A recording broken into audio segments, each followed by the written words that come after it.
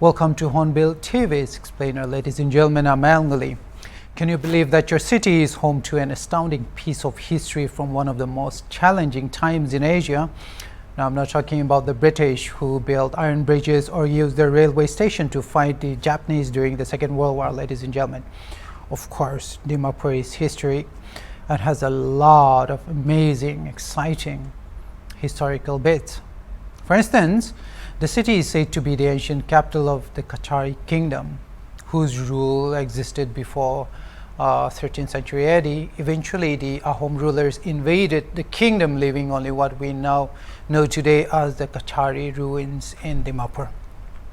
The rows of monoliths are a testament to the advancement and prosperity of the former civilization.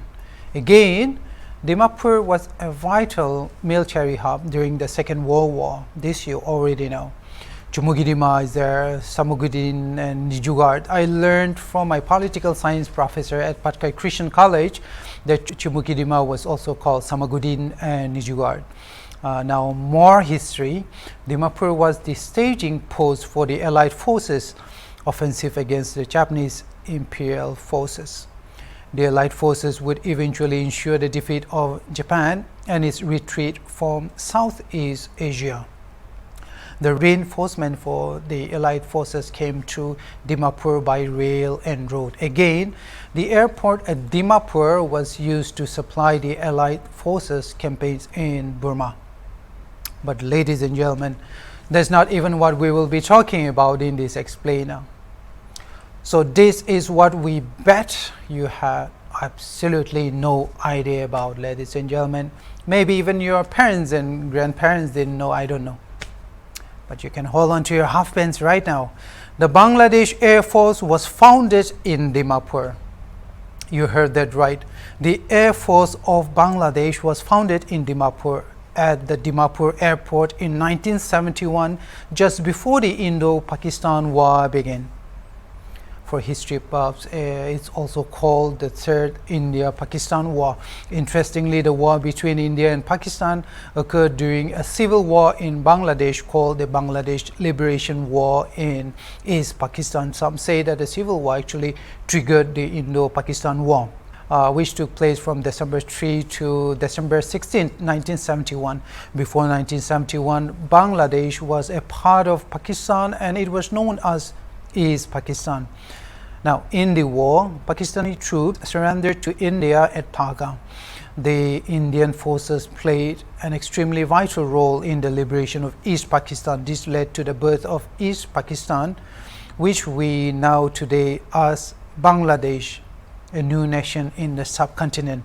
Records say that the Bangladesh Air Force was officially formed on September 28, 1971 at Dimapur Airport. The infant Air Force consisted of Bengali officers and airmen from the Pakistan Air Force stationed in East Pakistan, now Bangladesh. They had reportedly deserted it and had joined the Bangladesh War of Liberation. Now, the Bangladesh Air Force was launched formally by flying 3 repaired vintage aircrafts on October 8th. So at Dimapur in the state of Nagaland in India's northeast, the Bangladesh Air Force started its journey with 3 aircrafts. One was a Dakota, the other was an Otter, and the third one was called an Alloy 2 helicopter. Some records say that the vintage Alloy helicopter was manufactured in India with the name Chitak. I'm not particularly sure, but this aircraft might still be in service, or it might not, I don't know, but they were very common with the Indian military in Nagaland during the 80s and the 90s. So now the Bengali officers fixed the World War II runway of the Dimapur airport in 1971 after announcing the baby Air Force, that is the Bangladesh Air Force. After that, they began rigging the aircraft for combat duty. The Dakota was modified to carry about 500-pound bombs No, they were modified to carry 500-pound bombs. The Alawite helicopter was rigged to fire 14 rockets, and it had also a .303 Browning machine guns installed on it. Further, the Twin Otter had 7 rockets on each of its wings. It could also deliver about 10-25-pound bombs. This tiny Air Force with just 3 aircraft was small enough by any measure that it was nicknamed the Kilo Flight, as in 1 kilogram flight. Kilo Flight. So this Kilo Flight was the first fighting formation of the Bangladesh Air Force formed at Dimapur. Squadron leader Sultan Mahmud was appointed the commander of the Kilo Flight, the first fighting formation of the Air Force in Dimapur. How interesting is that, ladies and gentlemen?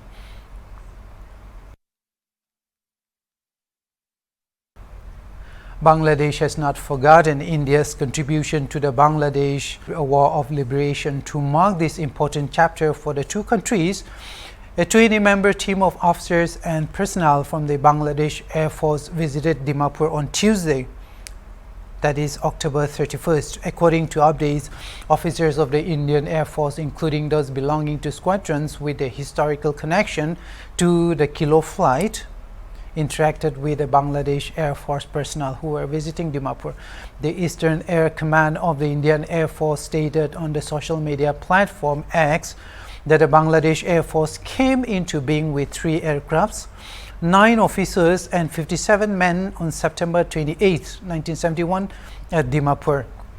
On that day, 3 pilots commenced their work at Dimapur. The whole idea of the delegation's visit to Dimapur was to keep the spirit of the liberation war alive among personnel of the Bangladesh forces. That's what the update said. It was also to highlight India's contribution to their liberation war. The Bangladesh delegation at Dimapur was led by Group Captain Tanveer Marzan. The visit comes in the backdrop of the meeting between India and Bangladesh's Joint Working Group on Trade. In September, the 15th meeting of the Joint Working Group on Trade was held in Bangladesh's Dhaka. The two countries discussed various bilateral issues, including the removal of port restrictions, the groundwork for the commencement of the Comprehensive Economic Partnership Agreement too. The Joint Working Group on Trade meetings between India and Bangladesh are held annually to discuss key trade-related issues. It is to explore opportunities for economic and technical collaboration, promotion, facilitation, expansion and diversification of trade between the two countries on the basis of equality and mutual benefit. Ladies and gentlemen, the Bangladesh Air Force has come a very long way from starting with just 3 old aircrafts and some 60-odd personnel at Dimapur, ladies and gentlemen. According to the military ranker Global Firepower, the number of members of the Bangladesh Air Force is approximately 21,100 personnel now. Now, the number of airplanes the Bangladesh Air Force has now is approximately 204. That's a big jump from 3. These aircrafts include 44 warplanes, 65 helicopters, 17 cargo planes, and 75 training jets. So, when the Bangladesh Air Force was formed in 1971 in Dimapur, it would be Hokishe Sema as the Chief Minister of Nagaland during that time.